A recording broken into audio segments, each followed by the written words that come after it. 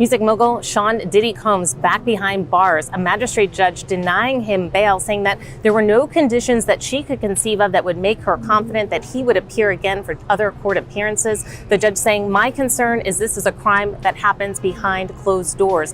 Diddy's lawyers had argued that he had made good faith efforts by showing up in New York, ready to surrender to face these charges, but prosecutors said that he could not be trusted, that he has a history of trying to intimidate witnesses, including some who are going to be witnesses in this case. They urged the judge to remand him. She did. And when the judge did, Diddy, who was sitting at the defense table with his attorneys, did not show any signs of emotion. He took a sip of water before he was led out of the courtroom by the U.S. Marshals. Now, his lawyers have vowed to fight this. They are going to be back in court on Wednesday before the judge who will oversee this trial and try to get Diddy to be released. He was led out of the courtroom by the U.S. Marshals, and he will be held in federal detention as this case moves forward. Now, this followed a lengthy hearing with both prosecutors and Diddy's attorneys, arguing reasons why he should be kept behind bars and why he should be released. Diddy's lawyers saying that he has taken voluntary steps, including turning over his passport to his lawyers,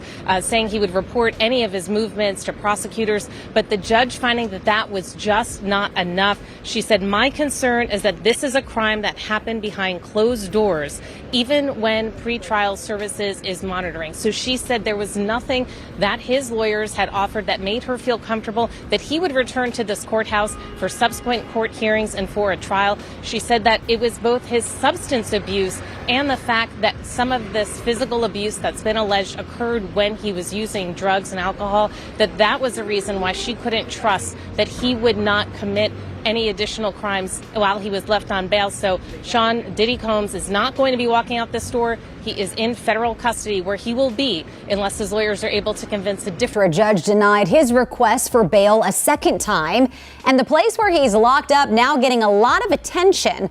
The Metropolitan Detention Center, the only federal jail in New York City, is known for violence, poor conditions, and a string of celebrity detainees. And Diddy's attorneys. Combs is locked up in a federal jail that has been plagued by harsh conditions and violence. The Metropolitan Detention Center in Brooklyn has seen multiple deaths in recent years. An inmate was stabbed to death in July, and several others have died by suicide. You say his fame makes him a target. Yes, in my humble estimation, his life, his safety is in jeopardy in any correctional lockup right now. If it is true, as reported, that he is housed in the special housing unit, it's important to note that the special housing unit is a lockdown, 24-hour lockdown unit. The MDC Brooklyn is a high-rise. The vast majority of the floors are general population floors. But the special housing unit is a 24-hour lockdown facility. So this is for Mr. Combs' protection. His incredible worldwide celebrity combined with the allegations, the charges now, and indictment, of course, of acts of violence against women make him a very attractive target. All right. Obviously, they need to things like duck and chicken, but now it's downgraded to some potatoes. Not a very appetizing meal that he had last night. And by the way, if you've heard of MDC Brooklyn, this detention center, it's probably because R. Kelly has stayed there, Fetty Wap has stayed there, Michael Cohen, Allison Mack, and Ghislaine Maxwell. A lot of famous people have gone here before. Really, really rough. Freak-offs to take place. Had his staff stock the rooms with different items, drugs, lube, extra sheets, things of that nature for the freak-off. Didn't allow individuals to not participate in the freak-off. And one of the ways that he did that was by using drugs in order to get them to a state of mind so that they would participate, or he would use the tapes as extortion to force them into these freak-offs. And he did all of this for his own perverted, twisted benefit. I don't know if he was participating in these. I don't know if he was getting off to these videos that he was making. Who knows? This is crazy. I don't know how else to put it. It's crazy. It's terrible. The amount of people whose lives have been forever affected by this.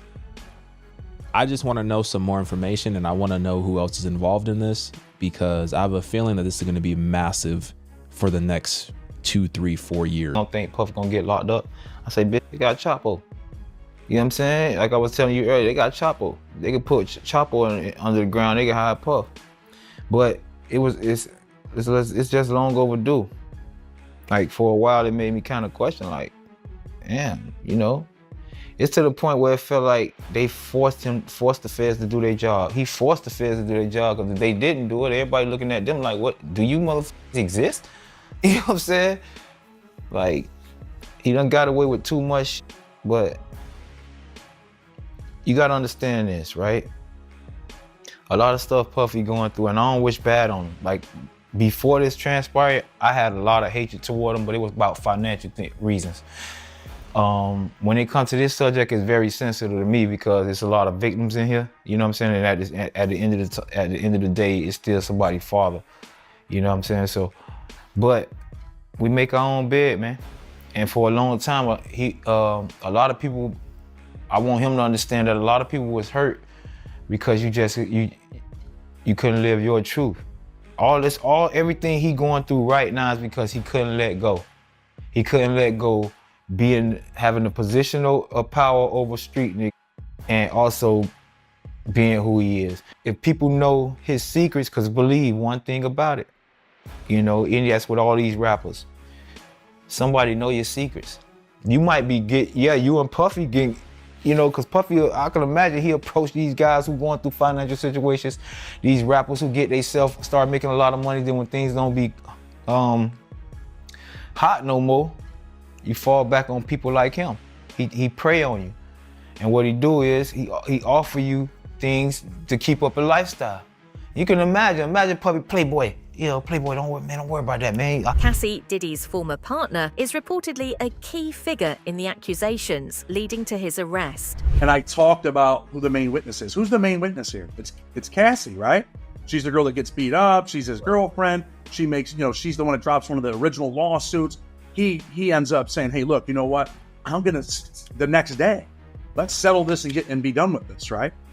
But they're not done. It's not done. That was just the beginning up to the end. And then Little Rod comes and drops a lawsuit. And he's like, hey, man, I think they're telling him we're going to drop a lawsuit, man, if you don't. And he's like, well, his lawyer's probably like, look, you got to stop it, because if not, it's just going to keep on going. You got to fight, you know? And I think it was probably the biggest mistake of his life was the issues with Little Rod. Little Rod had the video footage. And you know what? If he would have settled with him, you know, there's some other people that came out of the woodwork, but would they have had the evidence that Little Rod has? Probably not. He would probably go in, cooperate, if he has anything to cooperate against. Get 20 years, maybe 15, and get time off for helping to build other cases. And maybe he ends up with 15, maybe he's out in 7, 8 years with good time credits or whatever. Maybe. I know you differ. You know, if he goes to trial, he loses it. Look, let me put it this way. Enticing professionals going to court, no, they would have him on a separate transportation detail. They would have special escorts to take him back and forth to court, but he would still have to go through the searches and stuff like that. Jail is very demeaning if you're an inmate, right? Because when you come into the facility, like say Sean Puffy came in last night because they arrested him. He has to go through a search. They have to bring him into the receiving room. They have to make him take all his clothes off. They have to search his clothes, search him, make him run his fingers through his hair, open your mouth, turn around, squat, cough, all of that. That's, you know, it's traumatic. You know, there's no other way to say it. And you know, they send you to the housing area, and then you're in a room that you've never been in before, and it's just one bed there for you, and the bed is a twin-size bed. He's probably used to sleeping in king-size beds with all the comforters and pillows and a television set, and you know, he doesn't have that now. He's in a cell, and his cell is no better than any other cell that's in there. So if the cells are run down, his cell is run down too. They're not gonna put him in a special suite or anything like that. He's gonna get what everybody else gets. You know, he had breakfast, they woke him up. Usually when an inmate has to go to court, we wake them up around 4 in the morning, 4:30, because they have to be sent to the receiving room. They have to eat first, and then they have to be sent to the receiving room. They have to be searched, and then they have to be cuffed and taken, you know, to transportation. The cuffs are usually cuffed at the arm with a waist chain on. So being that he's going to be traveling by himself, he's going to be cuffed, and they're going to have a waist chain on him. The chain is going to be around his waist. Sometimes it's a belt, sometimes it's a chain, and he's going to have leg irons. So he's not going to be able to run or anything like that. And then they're going to take him to the court, and then they're going to turn him over to the courts there, and then they're going to take everything off, and they're going to search him again. Most of the time they will search you again, and then they put you in the cell and wait for the judge to call you up to the courtroom when they're ready for him. So he had to go through that. He had to sit in court all day. And now that he is not getting bail, he has to go everything in reverse. Now he has to go. He was seen in Central Park hanging out right before he was arrested, and his indictment dropped this morning. And it looks like it's going to be his last bit of freedom, because they are seeking no bond, no bail, and his charge is justified. On top of that, he is also facing multiple life sentences.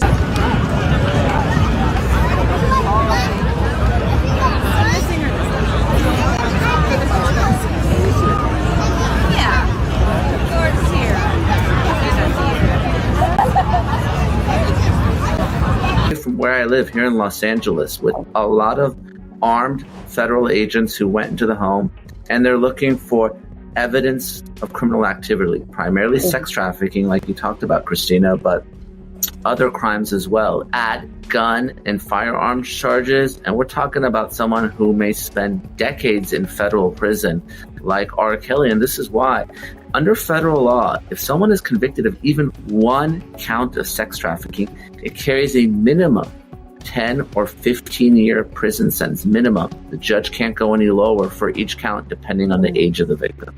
So there is a potential that Diddy could spend the rest of his life in prison.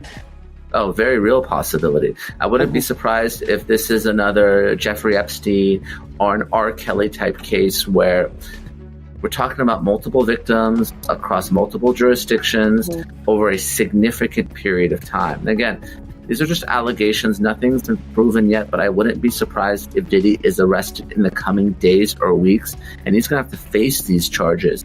And there's no possible plea that is going to get him off with a slap on the wrist or probation. If prosecutors are successful and able to prove it, he may end up dying in prison. Shan Diddy Combs, a globally recognized music mogul and cultural icon, finds himself embroiled in a legal quagmire that could redefine his legacy and alter the trajectory of his life. The court recently denied his request for bail, following the alarming accusations that have surfaced against him. Diddy's fall from grace, which had once seemed improbable given his wealth, influence, and vast network of powerful allies, now appears to be unfolding in the harsh glare of public scrutiny. The decision to deny bail stemmed from the severity of the allegations and the nature of the crimes, which reportedly occurred in private, away from the public eye. Prosecutors presented compelling arguments that Diddy posed a flight risk and cited a potential threat to the legal process. Despite the defense's claims that Diddy willingly turned himself in to address the charges, the prosecution pointed to a history of alleged witness intimidation and the possibility of tampering with evidence. The judge, in an unsparing ruling, emphasized that no amount of financial assurance could mitigate the risks associated with Diddy's release. The court's rejection of a proposed $50 million bail sent a clear message that Diddy's wealth and influence would not shield him from the legal system. Diddy, once considered one of the most successful figures in the music industry, had amassed a fortune that placed him among the wealthiest entertainers in the world. His influence extended beyond music, with successful ventures in fashion, beverages, and media. However, these accomplishments now stand in stark contrast to the allegations that paint a grim picture of abuse, manipulation, and coercion. As the accusations against Diddy mounted, the public narrative began to shift dramatically. Gone were the headlines celebrating his achievements in the entertainment world instead. the focus turned to the troubling accounts of those who have come forward to share their experiences. Many of these individuals allege that Diddy used his immense power and resources to exploit vulnerable people, forcing them into situations where they were subjected to degrading and abusive treatment. At the heart of these allegations are the notorious freak-off parties that Diddy allegedly organized and orchestrated. These events, which purportedly involved copious amounts of drugs and alcohol, are said to have been environments where Diddy could exert his control over attendees. Multiple witnesses have come forward claiming that Diddy used these gatherings to manipulate and degrade participants, often using drugs to ensure compliance. The accusations are chilling, with victims alleging that Diddy filmed them during these encounters to maintain leverage over them. This tactic, if proven, would reveal a calculated and premeditated effort to entrap individuals, leaving them unable to speak out for fear of retaliation or public humiliation. The nature of these parties, described as deeply disturbing and exploitative, adds a new layer of darkness to the charges against the once revered mogul. The legal fight is expected to be long and grueling. Diddy's defense team is already preparing for an uphill battle, as the prosecution has amassed substantial evidence, including testimony from multiple victims and witnesses. Among these is Cassie, Diddy's former long-term partner, whose testimony is expected to play a critical role in the case. Cassie has alleged years of emotional, physical, and sexual abuse at the hands of Diddy, claiming that he exerted total control over her life. Her accusations are supported by other women who have shared similar stories of being manipulated, abused, and controlled by the mogul. Cassie's decision to come forward, after years of silence, has empowered others to do the same, leading to a growing number of voices accusing Diddy of heinous acts.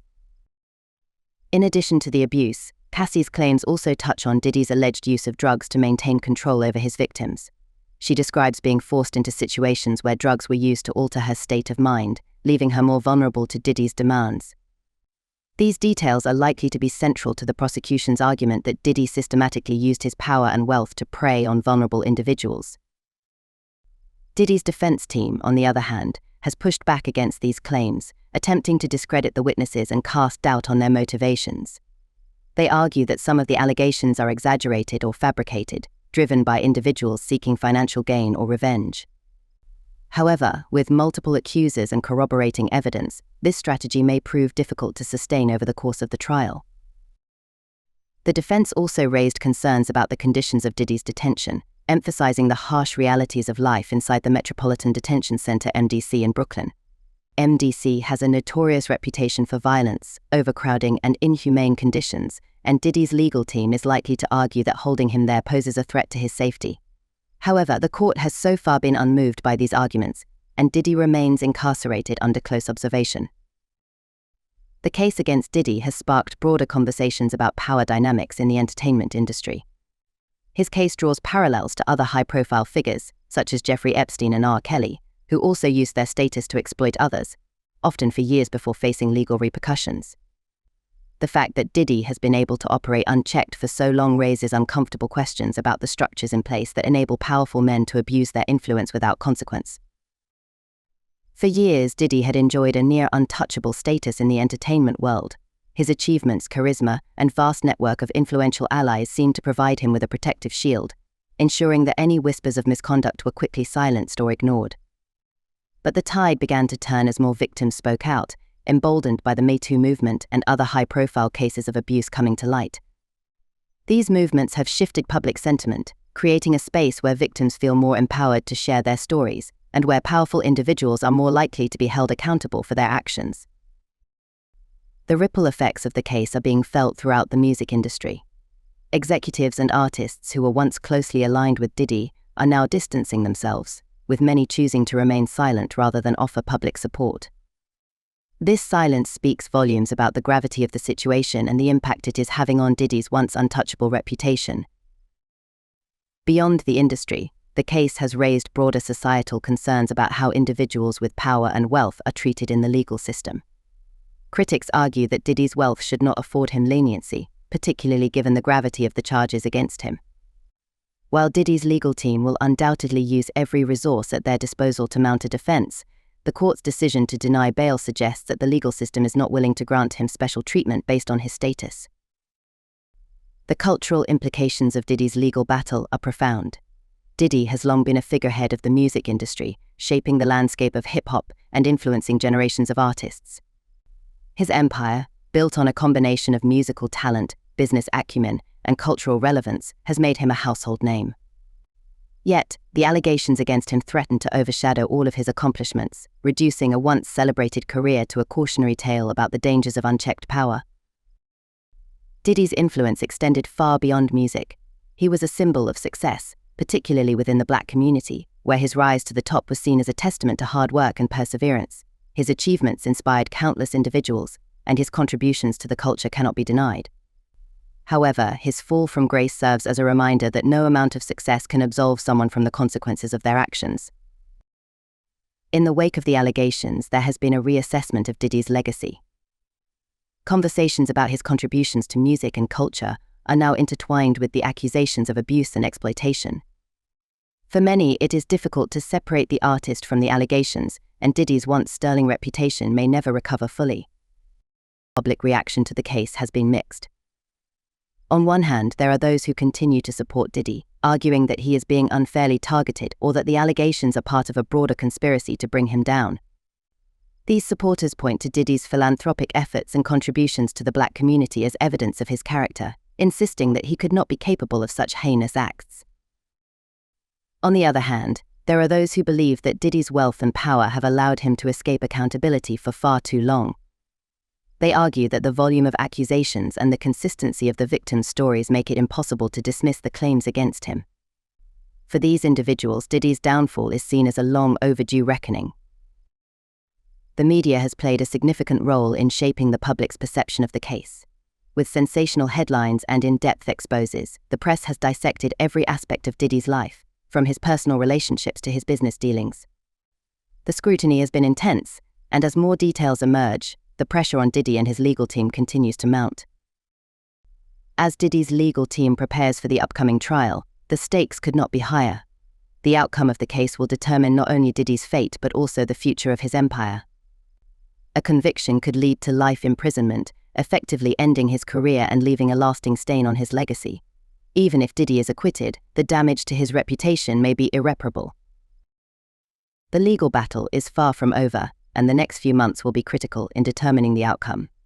Diddy's defense team is expected to challenge the judge's decision to deny bail, but with the weight of the charges against him, they face an uphill battle. Meanwhile, the prosecution will continue to build its case, gathering more evidence and preparing for a trial that could be one of the most high-profile in recent memory. For now, Diddy remains behind bars awaiting his day in court. The world watches closely as the once celebrated mogul faces the most significant challenge of his life, a battle not just for his freedom but for his legacy.